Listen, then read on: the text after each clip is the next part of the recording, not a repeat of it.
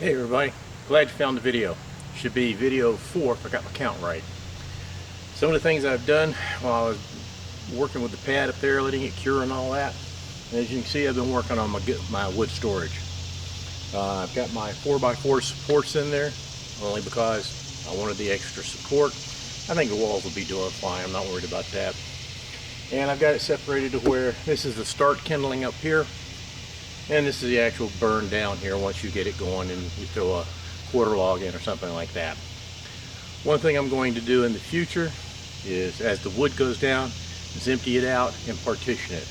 Reason being, if I don't, I'll never get to the wood on the bottom. So there'll be a small partition, which is nothing more than some OSB, and I'll work the right side when it's empty, get some wood for that, let it set, then I'll work the left side, just alternate back and forth. But like I say, right now, if I leave it this way, I'll never get it down to the bottom. The reason it's not always all the way down onto the floor, even though you see some lumber down, some wood down there, and that's just to burn off once we do the burn in.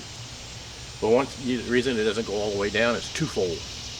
One, any water that gets in there I don't want soaked up by this wood.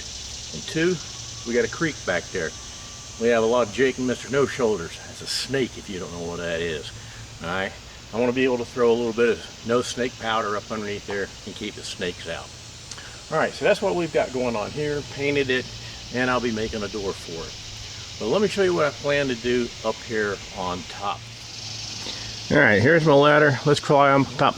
Let me see. Well, let me explain something to start with. In case that doesn't look level to you, that top part, that top concrete, it's because it's not.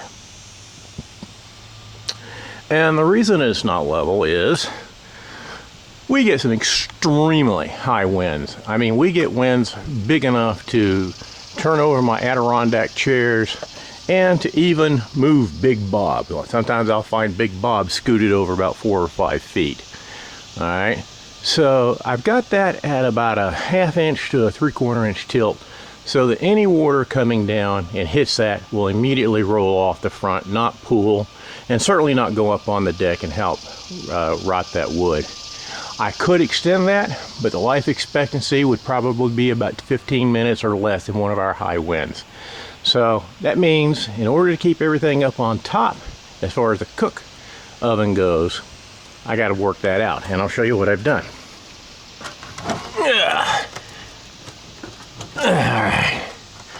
All right, so this is the top. Yeah, one more step.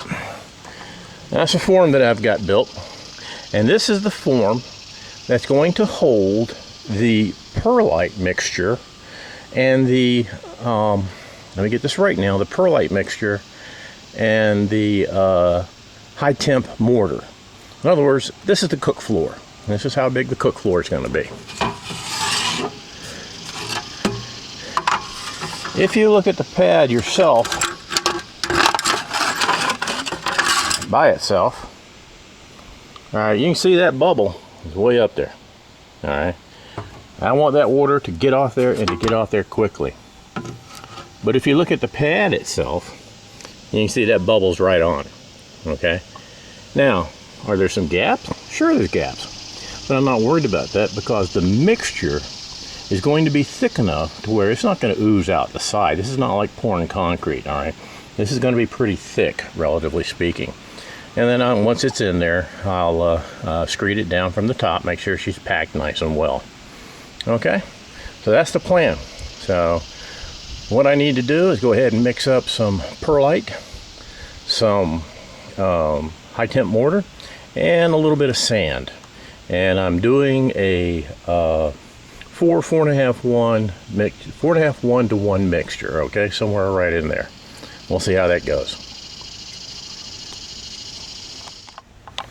All right, so here's the first half layer down. Got me a little bit of wire on top. I didn't set the camera up to watch you mix it and throw it up here. Ain't no big deal. You don't need to see that. You've seen the first one. That was boring as all get out. All right, so let me go mix up some more and do the other half. All right, here's the pad from the top. That's 3 inches right up front, somewhere about 3 3/4 in the back to keep it level. All right, she is level. Yeah, I'm winded, guys. This is way too much for old guy. But there's my pad. Let that cure for a few days, and then I'll put the standard perlite and Portland cement pad around it. All right, and that's where that'll go, around here all the way, 5 inches thick. Later, if there is one for me. Hello there. It's cured much longer than I'd planned for it to cure, but we've had some terrible weather. As you can see, at about 7 o'clock, I'm sorry, 8:25. We still even had some rain for the last few days, and we're going to see how this is. Now, remember, once again, this is our cook pad. That's all this is a cook pad. We're going to put the surrounding pad around the rest of it, but this is the cook pad that has the perlite and the high temp mortar mix, that expensive stuff. So let's go ahead and see if we can get the frame off, see what it looks like.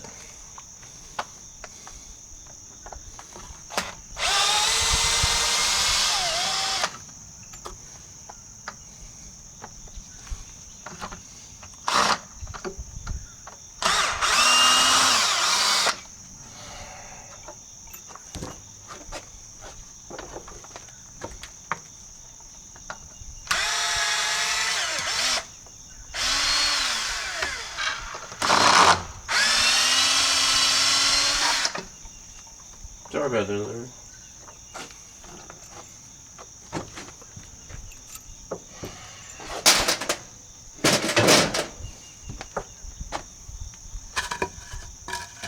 Yeah, I was a little worried about that because I was talking and filming and everything, and I forgot to treat these before I actually put the stuff in. And what do I mean by treat them? Well, since this is going right next to inside the cooking area, very close to the food, I would have sprayed it with Pam. All right, I'm going to end up putting 1/4 inch plywood around here to keep my 1/4 inch space before I put in the rest of the pad on top.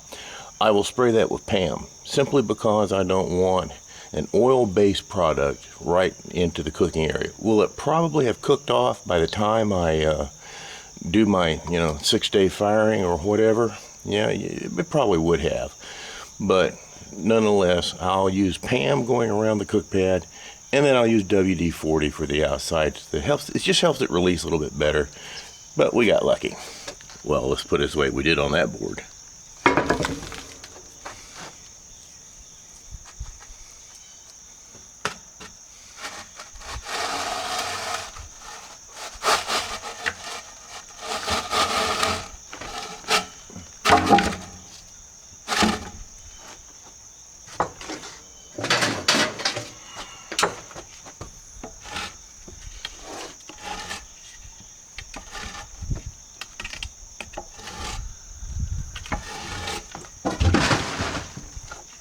Alright, that's our cook pad, sports fans. We'll clean it up a little bit along the edges here, and then what we'll do is put our plywood around it. Make sure we've sprayed that with Pam on the outside so that there's a release, and we'll go from there. We'll be back. Alright, here's our form around the cooktop, all right, where the actual cook bricks are going to set. They'll be, obviously, I'm getting ready to lay the rest of it around here. Why did I put this 1/4 inch? Remember, you're going to be dealing with really high temperatures. Don't care what it is, pretty much, at least there's probably something I don't know, but my wife says everything, but there's going to be expansion. So what I want to do is make sure I got 1/4 inch on either side of expansion room. Now, to keep the bricks from shifting all the time, I'll put loose sand down in there. That's not going to affect the food because it's going to be way off to the sides, front and back, okay? So it's not going to affect the food or be in the way or anything like that. But it will give me plenty of expansion room for those bricks. Maybe that's why some people are cracking. I don't know. But, remember the name of this thing, Novice Pizza Oven Build. So here we go. It's nothing more than 1/4 inch plywood much higher than hopefully I need it to be, and then we're going to go around it. I'll be spraying the outside with Pam, not a commercial, don't get anything from them. Reason being, this is going to be close. And could I have used, normally I use WD-40, which I will on the outside frame.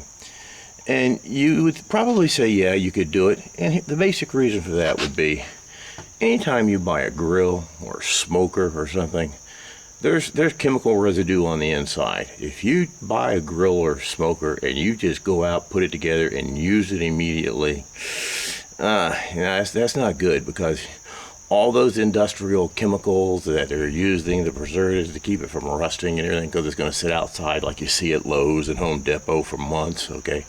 That just helps keep it from rusting. So you do a burn off, right? You do a burn off, and once you've done the burn off, what you do is, I do not like, a lot of people say use Pam. I don't like the spray chemicals in this thing. It creates a bad taste and a bad color on the inside. So what I will basically do is just take some old grease and paintbrush it on. You can go down to stores and buy cans of lard, okay, and just brush it on in there and then fire it up again and let that do it. But all this is going to do is help pull away, because these have got to come up.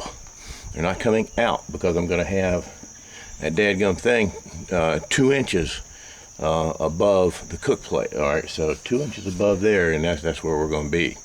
All right, so what I'm going to do is start mixing, putting it down and everything. I may film some of it. This is the second time I filmed this because I messed up and I had my radio going again. And if you read the notes in video 2 that were added later, I got in trouble for playing my radio and recording. Apparently I copyrighted things wrong, and I'm sorry for that. So my apologies to the Doors, my apology to Steve Johnson, my apologies to Jethro Tull. I didn't know I couldn't listen to the radio and record it, so duh. All right, had to turn that off. So let me turn this off, get to mixing, put it back up here, and we'll go from there. All right, catch you soon. All right, so here we go. Pads in, second part of it. All right, again, cook part, that's where the bricks will set on sand. This right here is a 1/4 inch piece of plywood, going to give me some spacer to put sand in between there for expansion. And then we have, this time, perlite mixed with Portland cement and a bit of sand. It was about a 4.5 to 1 to 1. All right, let me tell you, I'm gonna sit inside, get on an oxygen machine, and take a break. Bye. Hey everybody. Okay, I thought I'd just kind of like do a little summary here of what's been going on. This is the end of video 4. Obviously the next video coming out will be 5. On this video we did the cook pad that the bricks will sit on. We did the surrounding pad that's going to support it, and I told you a little bit about how I did my wood and what's going on with that. And there's one thing I want to clarify about that wood box. I garbled my words a little bit when I was telling you at the bottom there's a space. There's about that much space, okay, that nothing's going on. And I left it that way on purpose for 2 reasons. One, as I explained, which was pretty clear, we got a creek down back and we'll get a lot of snakes that are out down here every now and then. They're just little black snakes and hedgehog snakes, you know, rat eaters, things like that, rat snakes. But I want to throw some snake away up underneath there. That way I won't open it up and have to throw away a pair of underwear because it scared the dickens out of me, all right?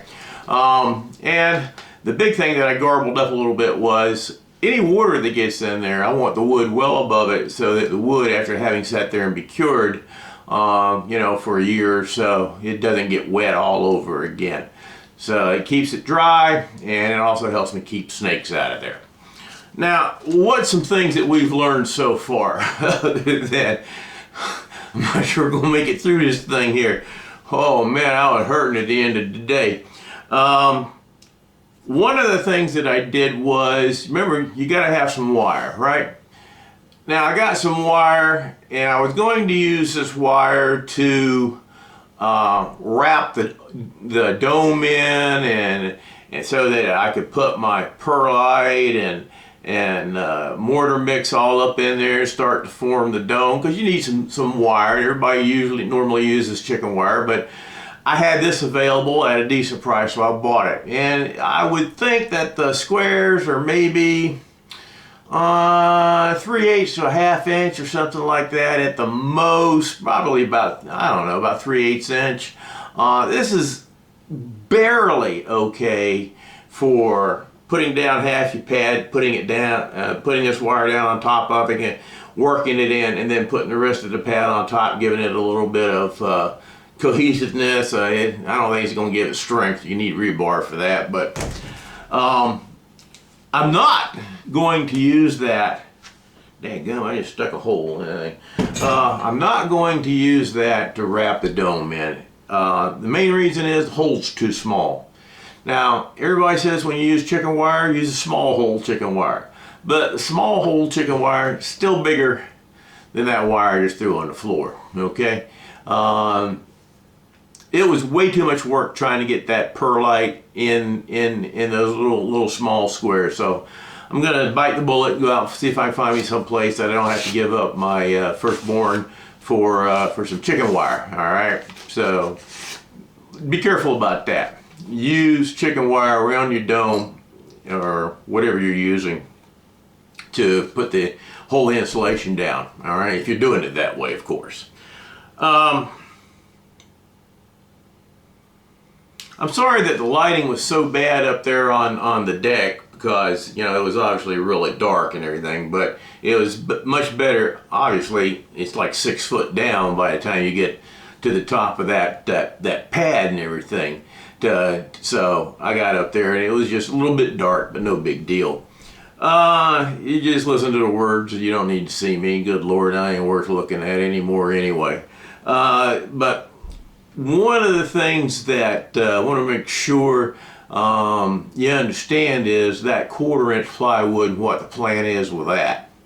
I'm going to leave that 1/4 inch plywood in there, okay, when I start to actually build the dome. And the reason for that is that helped me keep my first brick straight. Even if I don't leave that particular plywood in there, if I get that out or whatever, on the base of the form that I'm going to fix, all right, that'll support the bricks, I'll make sure that there's some 1/4 inch plywood that will fit down in there. And that will just, again, make sure that I can keep a straight line of bricks to start with. No big deal, all right? I did not want to make the top of that dark perlite pad real smooth. You know, I didn't try to trowel it or anything like that, because I'm going to add some kind of decorative stuff to it later, and the little crinkly holes and stuff will give somewhere for the grout to go and hang on to. So that's why I did that. Good idea, bad idea, don't know. Nobody's written any comments much down below, so I guess either I'm doing fantastic or you don't give a rodent's anus. I don't know which. But if you got some ideas, let me know. Tell me what you think we're doing. So what's going to happen? I'm going to give that pad that I just laid down today a solid 2 weeks. I don't believe, you've heard me say this before, I don't believe in working with concrete 2 days after you lay it down. I don't think that's a good idea. And I only do that, I've learned that not from personal use, because, yeah, I've laid a couple of pads before, but I've never done block work. I wasn't kidding about that. But I've just seen too many people lay pads and then start to work on it in 2 days, and they go, why my pad crack? Well, your pad was still soft inside. That's why you know, you don't do that. So I'm going to give that dadgum stuff a good solid 2 weeks. All right. What am I going to do in that 2 weeks? Well, I'm going to take the boat out a little bit. I tell you, I got to get out of here to get to this house, and got to get away from that pizza oven starting to get on me now. And then what I got to do is I've got to build my dome. All right. So that means I've got to figure out how high I want my door opening to be, which I already know. And then I got to figure out how wide and how long to make it so that everything works. And I just set it right up on top there, and hopefully set it right in where the some 1/4-inch plywood will fit right down in that groove that I already have. And again, that's pure expansion. That is pure expansion. With those temperatures that we're going to be dealing with, you know things are going to expand and contract. And I kind of wonder, as I sit outside, I kind of wonder if that's one of the reasons perhaps some people are experiencing some cracks, all right? In that, you know, they just, I've only seen one guy do a burn-in, a real burn-in, okay? I've seen a bunch light a small fire for a day and go, okay, I'm done. Nope, I don't think so. I'm going to do at least a 5-day burn-in, probably a 6-day burn-in. And the nice thing is, since I'm retired and totally unoccupied, I'll be out there having the fire going all daggum day. So I'm going to put me some wood into curing that thing. And I'm not going to put my decorative tiles on until after I've gone through the burn-in. So I may end up doing a video of cooking pizzas, and it's still just, you know, a gungy color of the perlite, yada yada yada. And then there'll be a last video of where I've put the decorative tile on it, because that's what I'm going to do. All right, it's actually the decorative brick veneer, if you remember from the other video. I'm still going to do that. I've already bought them, so got to. Can't think of anything else, but I just wanted to clear up some stuff. We're at video 4. Okay, a $2 hooker moment. Everybody's been watching me before for a while knows what a $2 hooker moment is. Subscribe. Hey, that's the only way you're going to find out what's going on is subscribe and follow us on this little adventure. This is definitely an adventure for me, man. I'm telling you, I haven't done so much of anything with block work and brick work, and now we're getting ready real soon. We're getting ready to get into the fire bricks and everything, and I got to be real careful, man. I drop a drop of that daggum $75 a bag mortar, I'm gonna pick it up. That's daggum for sure. I can't waste that stuff. Like every now and then, if I see it, I've dropped a whole trowel load of Portland cement, you know, and then drive on. But no, I'll pick the dirt out of that $75 a bag stuff. So that's the plan. Okay, let it set for 2 weeks. Make sure she's cured up a little bit, and then what we're going to do is, within that time period, build our dome. Get the dome out there. Make sure everything, you know, that it fits. We already know it's going to fit because we've been trying it on and off. And then we will start the bricks. One thing in my mind I'm still playing with is the door. And I'm going to have an arc. And that arc's going to be awful big for a door, I think. I don't know, but I'm trying to figure out how I want to do that. I'm not quite sure how I want to do that yet. You think I'd have that figured out by now, considering how far along I'm going into build. But I got to build that arc anyway, so we'll get it all done.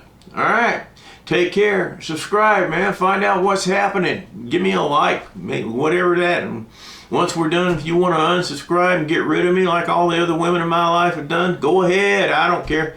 But go ahead. We'll see you. It's going to be fun. I hope you're learning something. I am. Yeah. Don't do this by yourself. It'll kill you. Bye.